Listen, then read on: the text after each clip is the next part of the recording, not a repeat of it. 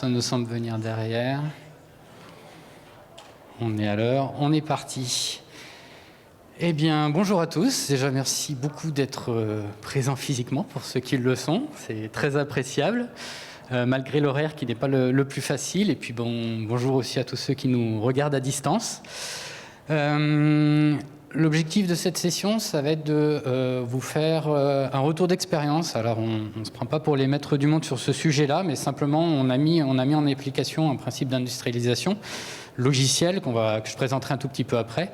Et l'idée, c'est de vous donner un petit peu quelques concepts qu'on a utilisés, qu'on a mis en œuvre dans un vrai projet, dans plusieurs, mais je vais vous en présenter un de manière un peu plus particulière, avec un client sur des machines qui sont en production depuis maintenant des années. Donc voilà, on a un retour d'expérience sur ce sujet qui est, je l'espère, intéressant pour vous. En tout cas, il l'a été pour nous et pour d'autres de nos clients.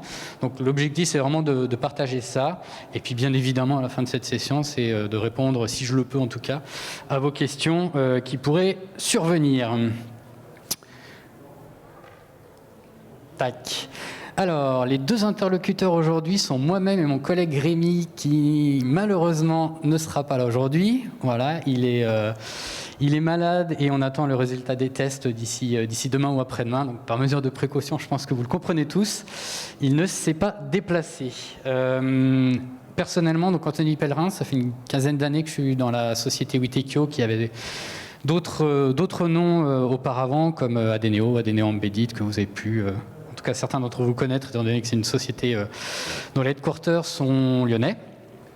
Voilà, donc j'ai fait tout un parcours initialement technologique de développement de systèmes d'exploitation, et après je suis passé sur de la gestion projet, direction technique, un petit peu de commerce aussi pour voir d'autres horizons, et aujourd'hui je suis responsable de notre site lyonnais qui compte environ une cinquantaine d'ingénieurs, dont certains commencent à être représentés dans le public. Ceux qui sont debout ici font aussi partie de la structure. Merci à vous d'être venus. Voilà, donc très rapidement, je vais juste présenter évidemment très rapidement la structure pour que vous ayez quelques informations, mais ce n'est pas l'objectif du jour, donc je vais être très rapide. Je vais juste faire quelques mots de ce qu'on entend par industrialisation, parce que ce n'est pas forcément un terme très officiel que tout le monde va utiliser. Donc je vais vous donner un petit peu notre vision des choses de ce point de vue-là. Comment ça s'est passé vis-à-vis du client Evoca, que je vais vous présenter aussi évidemment pour vous présenter un petit peu les principes du produit et qu'est-ce qu'on a fait, qu'est-ce qu'on a mis en œuvre, parfois de manière empirique, puisqu'on a aussi appris des choses pendant cette démarche-là, et parfois de manière un peu plus structurée. Et puis voilà, on pourra passer sur une petite conclusion et surtout, et c'est ça qui va être important, les questions et je l'espère les réponses associées. Je vous le disais très rapidement, Witekio, c'est une société qui a 18 ans d'implantation sur le site lyonnais, donc a été créée à cette époque-là. On est parti de 5-6 personnes. Aujourd'hui, on est un peu plus de 130 autour du monde, donc sur Lyon, sur Paris, près de Francfort, du côté de Bristol et à côté de Seattle. Et c'est une société d'ingénierie logicielle qui est capable d'adresser l'ensemble des couches logicielles, des systèmes embarqués jusqu'au cloud. Donc notre métier historique, c'est vraiment le système embarqué. Et au fur et à mesure des années, on a rajouté ces compétences d'applications embarquées sur les systèmes, puis d'applications mobiles, et puis de développement cloud. Alors on ne va pas aller très loin dans les aspects cloud, hein, on ne va pas faire de l'analyse de données, des choses très poussées comme ça. Par contre, tout ce qui est évidemment récupération des données, stockage, analyse simple, entre guillemets, de la base de données, du front-end, présentation de dashboard, tout ça, c'est des choses qu'on va être capable de mener à bien. Voilà, un ensemble de références. On travaille avec beaucoup de sociétés, qu'elles soient petites, des startups. On travaille avec un ensemble de startups. On travaille avec des très grosses sociétés françaises, européennes, mondiales, dont la société que vous voyez au milieu qui s'appelle Evoca, qui s'appelait NEW auparavant, et qui est une société qui fabrique donc des machines à café. Donc après cette présentation succincte, je vais vous présenter un petit peu le projet en lui-même. Donc c'était en 2012, je crois, 2012 ou 2013. On a rencontré cette société qui est basée du côté de Milan, dont le besoin pouvait se résumer à peu près ce que vous voyez là. En tout cas, c'est à peu près comme ça qu'il avait été décrit à l'époque. C'est-à-dire, on voudrait passer d'une machine donc, que vous voyez sur la gauche, peut-être plus ou moins bien parce que la résolution n'est pas extraordinaire, mais d'une machine en gros à 4, 6, 8 boutons où vous choisissez votre café, vers une machine telle que vous voyez sur la droite et dont vous avez bien évidemment l'habitude aujourd'hui, avec un grand écran tactile sur lequel vous allez pouvoir sélectionner votre boisson. Donc le cahier des charges, c'était à peu près celui-là au tout début, donc autant vous dire que c'était un petit peu succinct. Et on va le voir aussi, toutes les étapes du projet. Mais bien évidemment, il y avait beaucoup plus d'exigences que ça, puisque le principe, c'était au-delà de faire cette machine-là, c'était aussi de supporter toute une gamme de produits. Donc là, on ne les voit pas tous, mais aujourd'hui, il y a à peu près une quinzaine de machines de typologies très différentes, puisqu'on voit ici déjà les interfaces graphiques. Enfin, vous voyez plus ou moins, les interfaces graphiques sont très différentes, puisqu'elles sont customisées pour chaque client final, donc il pourrait y avoir différentes marques. On voit que les orientations sont différentes, parfois c'est même pas un écran tactile, ce sont des boutons tactiles. Et la machine en elle-même aussi a des fonctionnements différents, puisqu'elle peut faire broyer du café, elle peut utiliser du café liquide, et elle peut être connectée à des machines de snack, etc. Donc tout ça, c'est des exigences qu'on a réussi à reprendre un petit peu au fur et à mesure. Et puis, ce sont aussi évidemment des machines qui sont vendues dans le monde. Donc, bien évidemment, il faut qu'elles fonctionnent en France, en Italie, avec les langues, mais aussi dans d'autres pays, en hébreu, avec du russe. Voilà, tout l'aspect internationalisation qu'on retrouve dans de nombreux produits. Donc, sur des machines avec écran graphique, bien évidemment, c'est aussi un enjeu clé. Et puis, voilà, donc tout un ensemble de requirements qui vont arriver au fur et à mesure.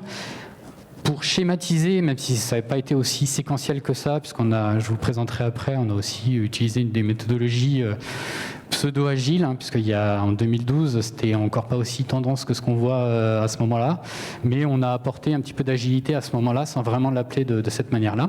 Mais en gros, les étapes principales, en partant du cahier des charges de j'ai cette machine-là, je voudrais cette machine-là, les étapes principales, ça a été bien évidemment déjà de définir un petit peu le besoin de manière un peu plus élaborée, en se projetant, en gros, la directive qu'on avait donnée, c'était de se projeter à 5-6 ans.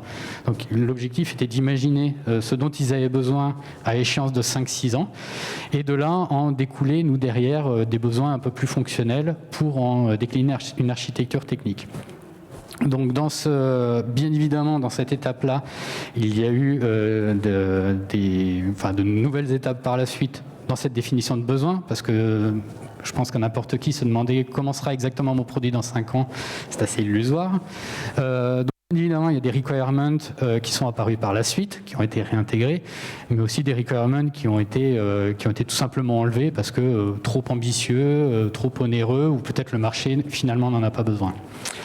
Donc au-delà de cette première étape, déjà pour quand même partir de quelque chose d'assez élaboré, assez grand, l'une des premières étapes, ça a été de choisir l'architecture. Et ça, c'est vraiment un enjeu clé, de faire ce choix d'architecture à la fois matériel et logiciel pour répondre à ces besoins.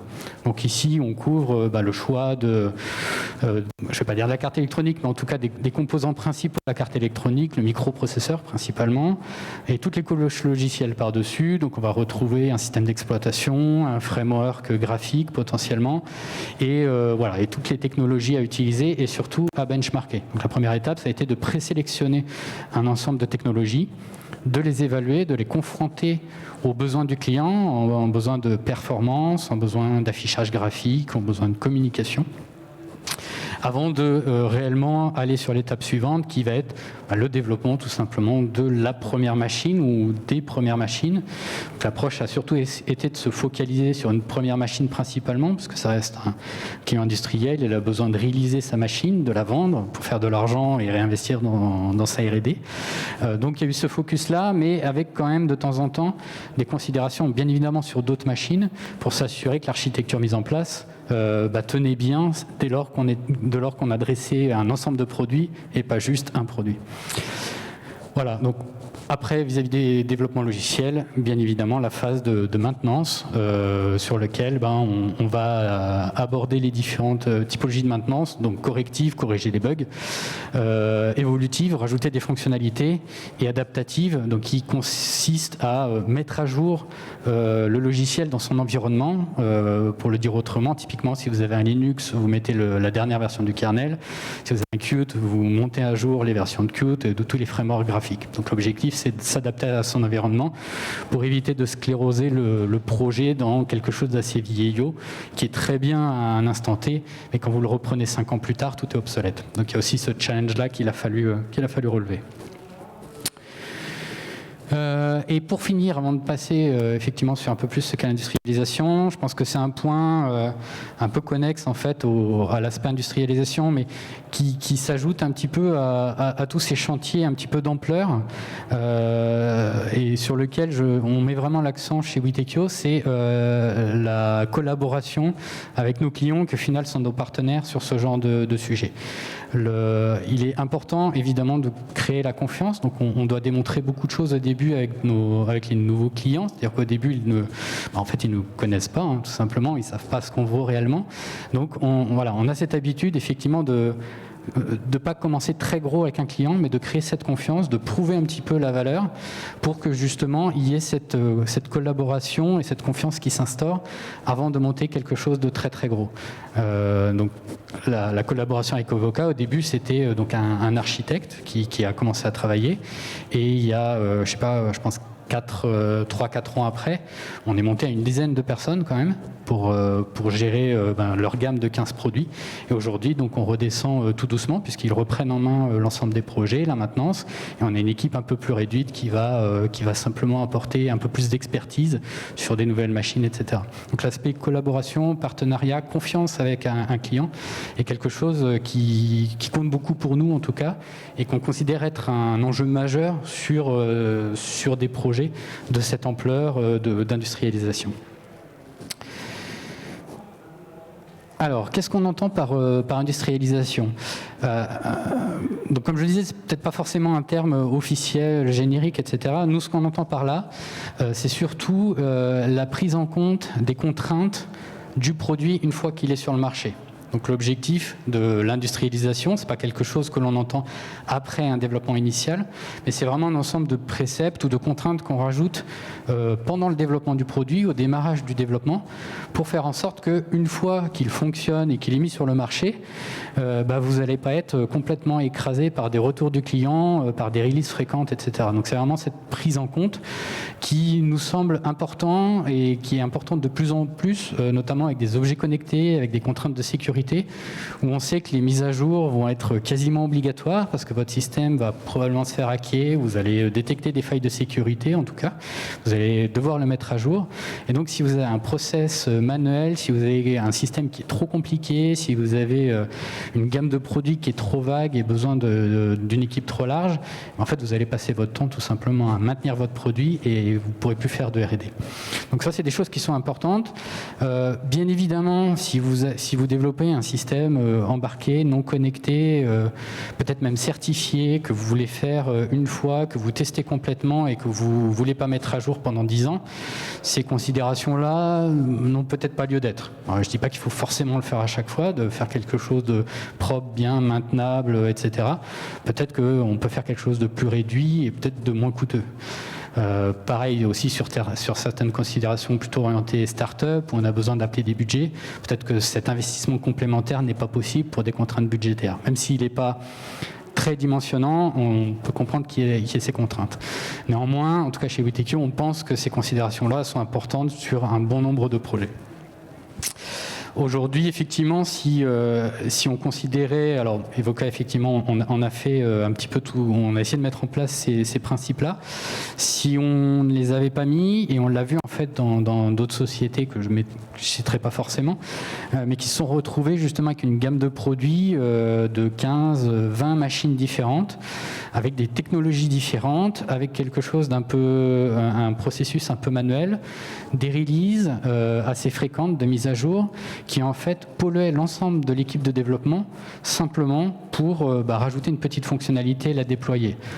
Typiquement, la découverte d'un bug sur une machine devait se traduire par des mises à jour de logiciels sur l'ensemble du parc, avec parfois des technologies différentes, donc des équipes différentes. Et en gros, ils passaient leur temps à maintenir, à juste faire en sorte que les machines fonctionnent, et n'avaient plus le temps de leur équipe, plus de temps et peut-être aussi plus d'argent quelque part pour réinvestir et développer de nouvelles fonctionnalités. Donc voilà, pour nous, c'est vraiment un enjeu assez majeur pour les sociétés, et c'est d'autant plus important quand les machines sont connectées et quand vous avez une gamme de produits aussi à maintenir. Donc les avantages des différentes solutions. Donc je vais vous présenter par la suite quelques principes qu'on a pu mettre en œuvre, en tout cas, qui nous semblent importants dans ce contexte-là. Les objectifs principaux qui sont problématiques que j'ai présentées juste avant. L'objectif, c'est effectivement d'avoir du code qui soit maintenable, enfin facile à maintenir, facile à faire évoluer, et si possible mutualisé entre vos différentes plateformes. Aujourd'hui, effectivement, avec les 15 machines d'Evoca, on a un socle commun de, on va dire, schématiquement 70-80% du code qui est réutilisé sur les 15 machines. Donc aujourd'hui, effectivement, toute cette phase-là, la phase de développement de nouveaux produits est plus simple, et la phase de maintenance des produits existants est beaucoup plus simple. Donc on facilite les mises à jour, on facilite la maintenance, et puis et ça, c'est un corollaire qui va arriver, non pas sur la première machine, mais évidemment sur les machines suivantes. C'est tout l'aspect amélioration de la robustesse. C'est-à-dire que quand on déploie des principes d'industrialisation, quand on est outillé, quand on a les process, quand on a le code qui est mutualisé, on améliore au fur et à mesure la robustesse du système, parce que c'est quelque chose qui va être utilisé par plein de machines différentes, qui va être utilisé depuis plusieurs années, sur lequel vous allez faire de plus en plus de tests. Donc bien évidemment, si vous ne réinventez pas la roue à chaque fois, il y a des chances que cette roue s'améliore et que vous alliez vers quelque chose qui vous posera de moins en moins de problèmes. À la différence justement de développer de manière un peu silotée 15 produits différents, là vous allez retrouver potentiellement les mêmes bugs mais dans des technologies différentes, et vous allez gaspiller beaucoup d'énergie sur des choses qui n'en valent pas trop la peine. Donc l'aspect robustesse, c'est vraiment quelque chose d'annexe au final qui n'était pas pensé vraiment au début. Pour être tout à fait honnête, l'objectif initial était surtout de simplifier la maintenance, mais l'aspect robustesse vient en prime, et c'est plutôt quelque chose qui apporte beaucoup de satisfaction.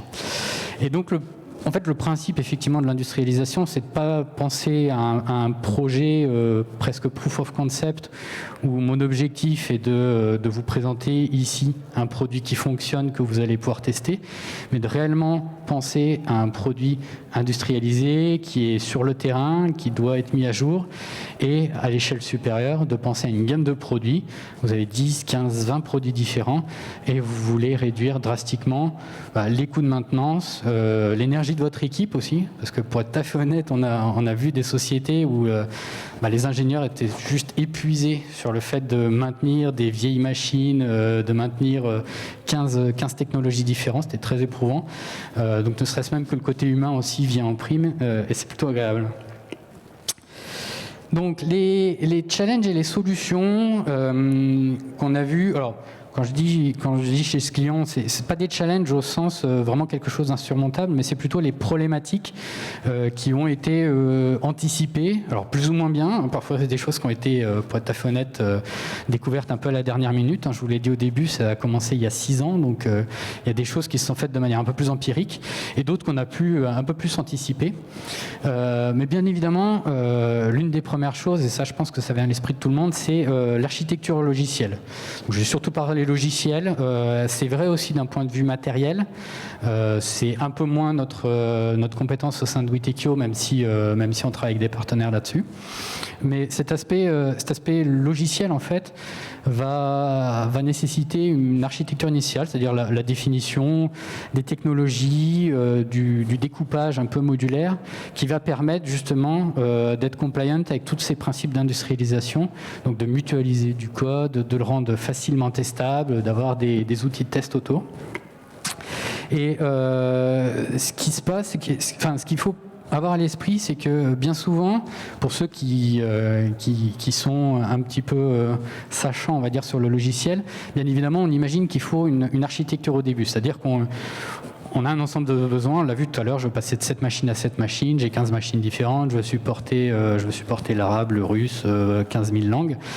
Et on se dit, tiens, il y a un ingénieur qui va venir, toi tu es expérimenté, tu vas là, tu me fais un diagramme UML et ça va bien se passer. Alors c'est la première étape, il faut la faire, mais ce qu'il faut avoir à l'esprit, c'est que cet aspect architecture, il faut garder un espèce de fond de roulement d'architecture tout au long du projet.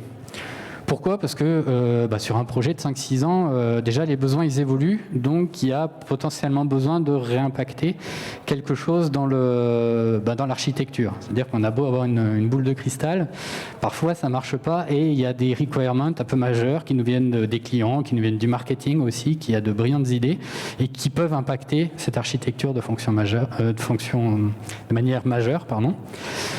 Et puis bien évidemment, tout simplement, quand on est une équipe de développement de 2, 3, 5, 10 personnes, il y a un moment où il faut être sûr que ces développements restent compliant un petit peu avec cette architecture qui a été définie.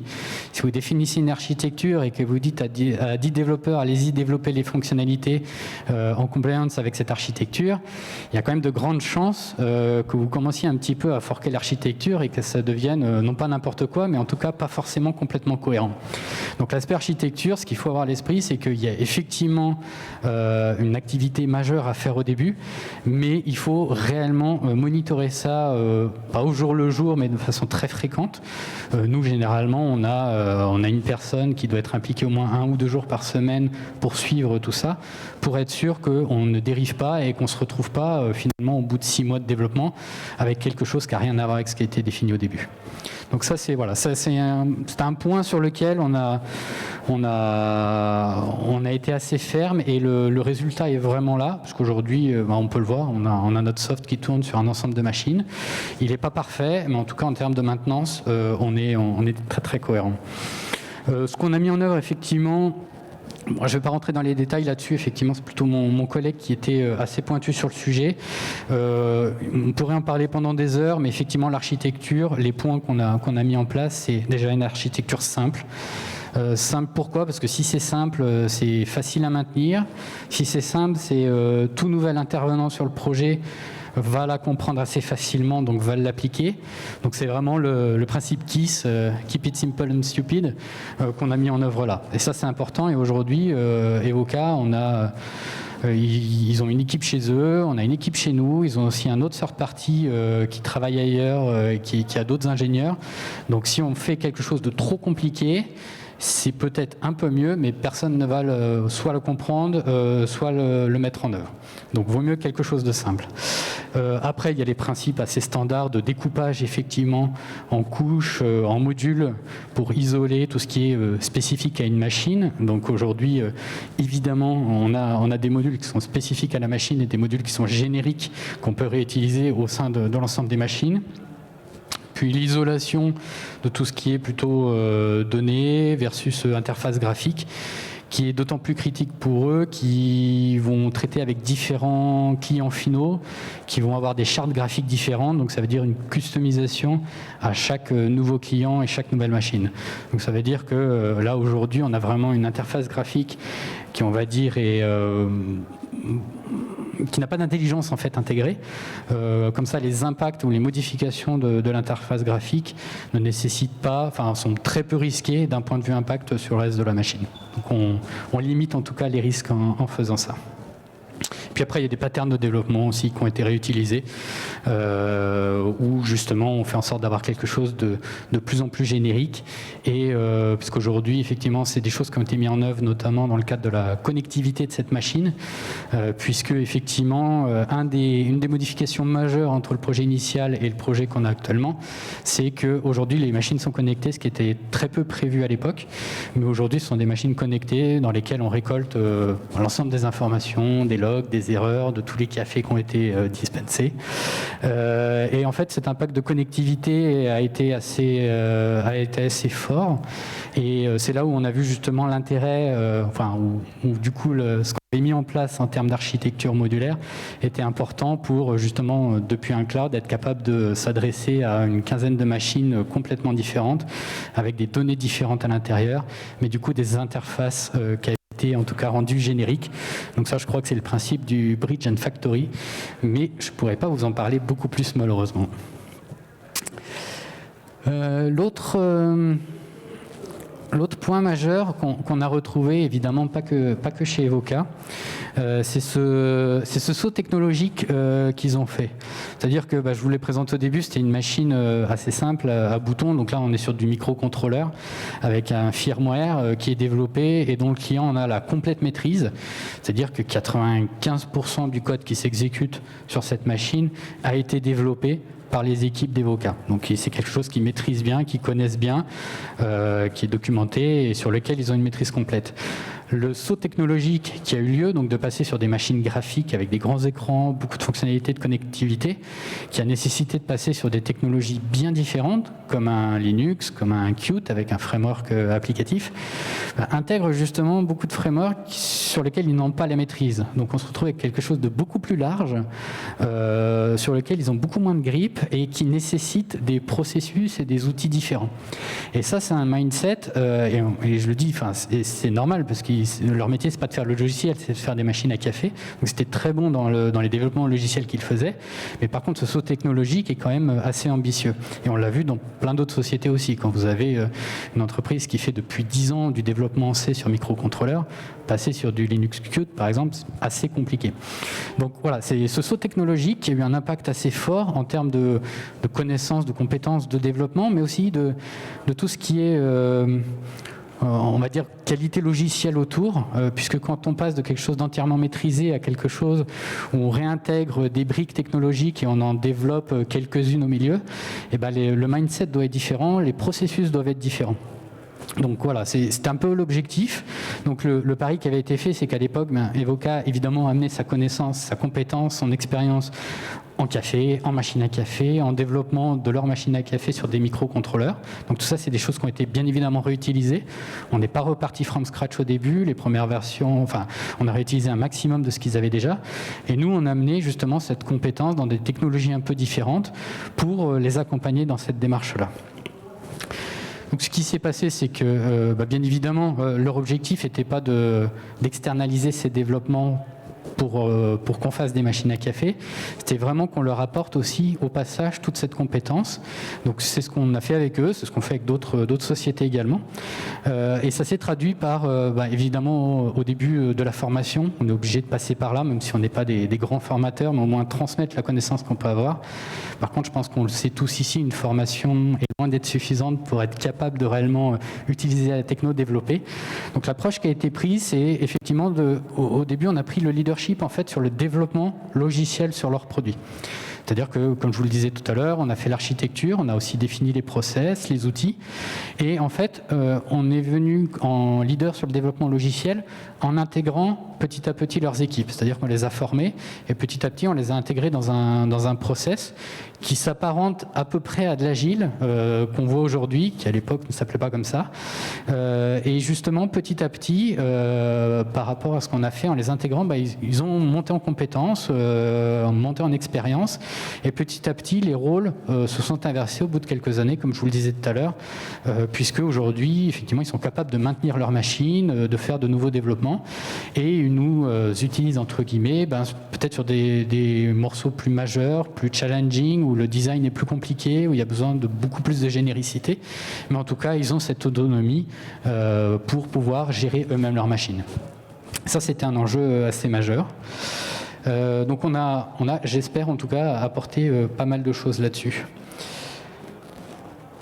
Bien évidemment, avoir du code industrial grade, donc quelque chose qui est, on va dire, facile à réaliser, facile à tester, va nécessiter aussi beaucoup d'outils. Donc là, si on enlève la partie développement du code proprement dit, il y a un ensemble d'outillages autour, plus ou moins important en fonction de votre produit. C'est pour ça que je vous dis qu'on n'a pas une solution miracle où je ne vais pas vous dire il vous faut tel ou tel outil et ça satisfera tout le monde.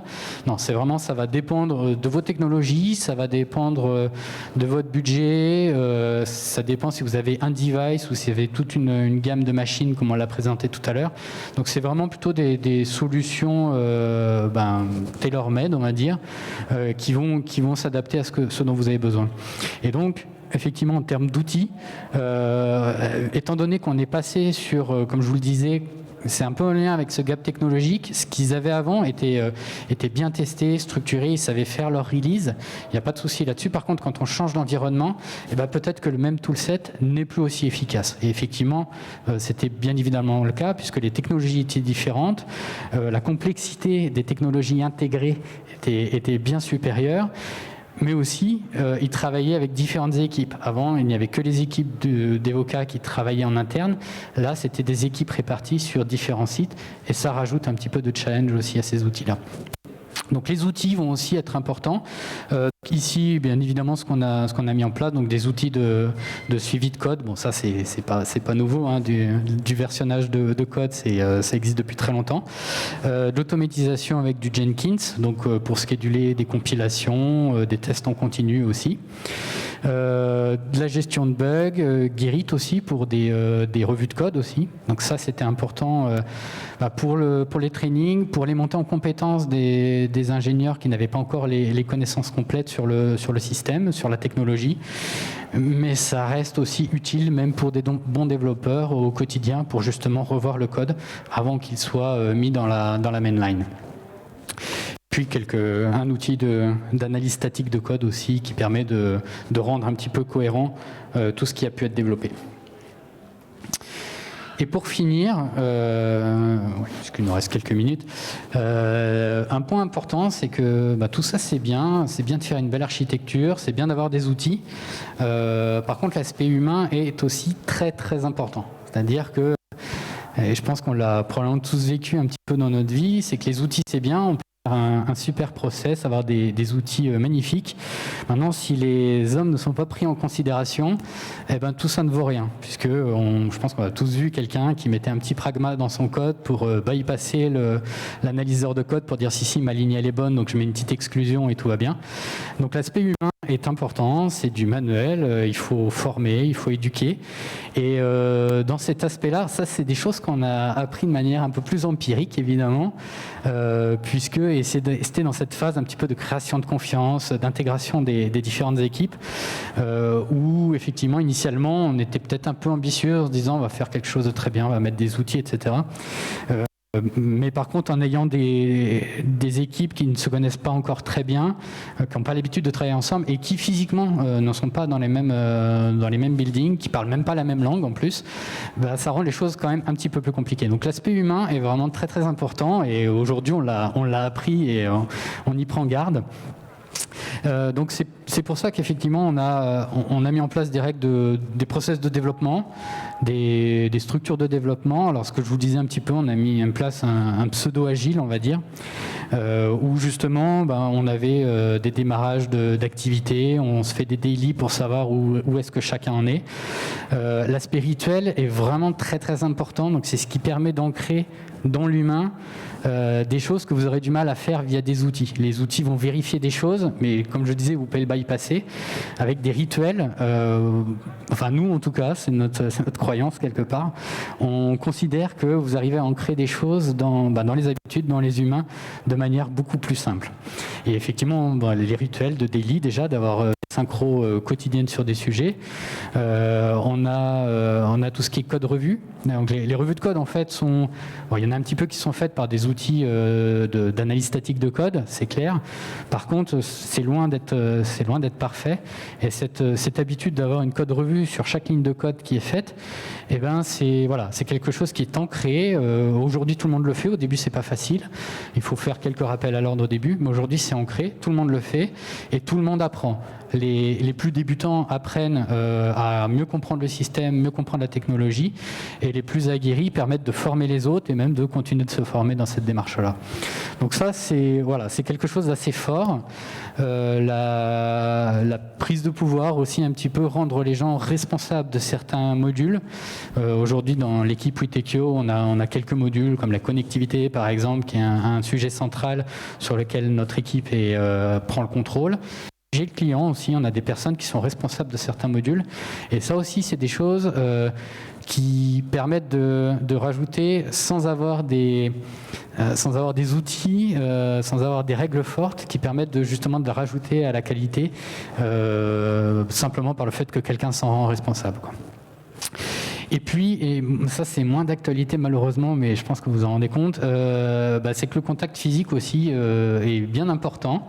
Voilà, petit retour d'expérience, effectivement, quand on a des équipes qui sont éloignées de 5 heures de route, qui ne parlent pas la même langue, qui ont quelques différences, et ben, on s'est rendu compte que la présence physique était malheureusement importante.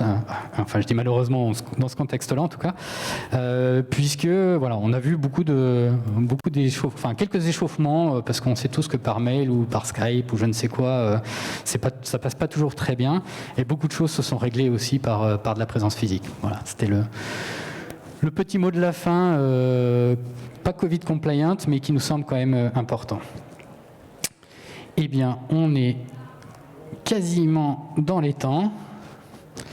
Est-ce qu'il y aurait des questions sur ces sujets? Il nous reste 5 bonnes minutes.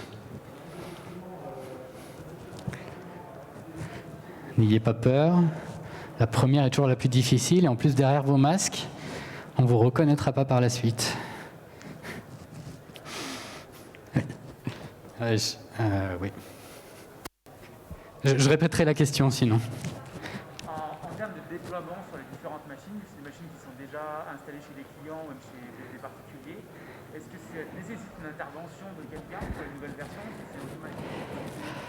Ah, d'accord. Alors, on parle déploiement sur les machines. Alors aujourd'hui, oui, c'est globalement. Alors c'est déployé. La première machine qu'on a déployée, elle a été déployée à 5 ans. Donc elle est en production, et d'un point de vue d'industrialisation, en fait, le code est vraiment fait pour quelque chose qui est en production. Mais la question annexe que vous aviez, c'est est-ce qu'il y a du déploiement automatique, ou en tout cas sans intervention humaine? Donc ça, en fait, c'est un deuxième sujet sur lequel l'industrialisation est importante, et effectivement, il y a un système de connectivité qui a été intégré. C'est ce que j'ai évoqué tout à l'heure. Alors c'est pas sur l'ensemble des machines, puisque toutes ne sont pas connectées en fait. Par contre, oui, sur une partie du parc, il y a un système de connectivité qui existe via du Wi-Fi, modem 3G, je ne sais plus quoi, et sur lesquels justement le déploiement peut se faire automatiquement sans intervention de qui que ce soit, d'un technicien, sur soit une mise à jour complète du logiciel, donc le Linux et l'application complète, soit l'application, soit l'interface graphique, puisqu'il y a des mises à jour possibles, des contenus multimédia pour pendant Noël, avoir un fond d'écran qui soit un peu différent. Donc voilà, toutes les fonctionnalités qu'on retrouve aujourd'hui sur des systèmes connectés avec un canal bidirectionnel qui permet de pousser de la donnée, d'en retirer, est présent. Donc on a de la mise à jour, on a toutes les remontées de logs, d'erreurs et toutes les statistiques en fait de la machine qui sont présents, avec bien évidemment des considérations, et là c'est un peu plus pour la suite, de maintenance préventive, prédictive. Alors aujourd'hui c'est plus de la maintenance préventive, du coup, c'est-à-dire qu'on regarde combien, le client, hein, c'est pas nous, hein, je dis on parce que comme je disais tout à l'heure, c'est un peu un aspect partenariat, mais il y a une analyse en fait du nombre de cycles qui est effectué sur les machines, et ce qui permet un petit peu de voir quelle machine peut poser problème. Mais effectivement, dans un deuxième temps, avec suffisamment de données, on peut imaginer de la maintenance prédictive, où on se dit, tiens, cette machine-là, vu son cycle d'utilisation, vu ce qui va se passer en théorie, devrait être réparée dans 2, 3, 4 semaines.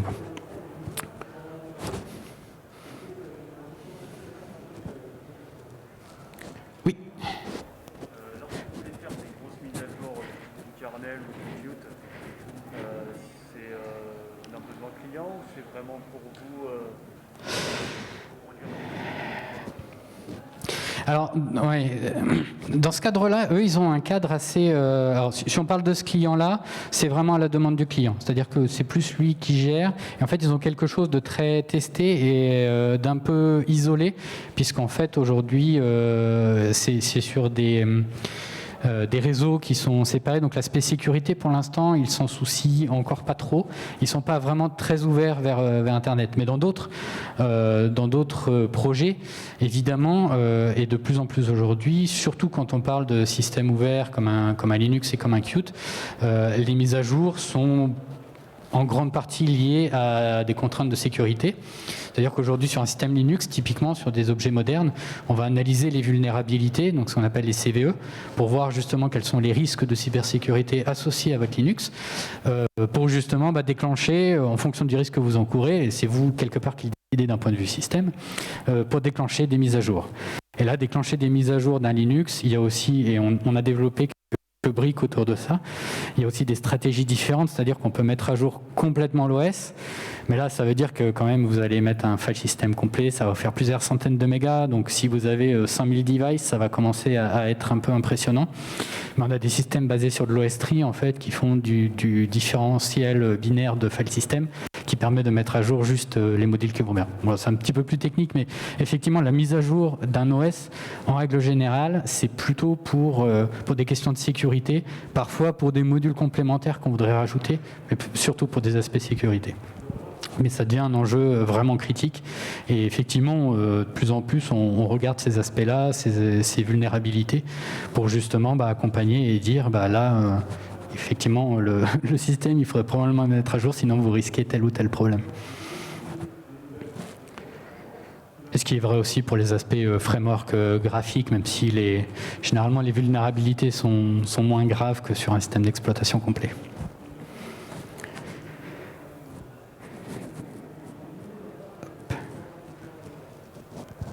Est-ce qu'il y a d'autres questions ?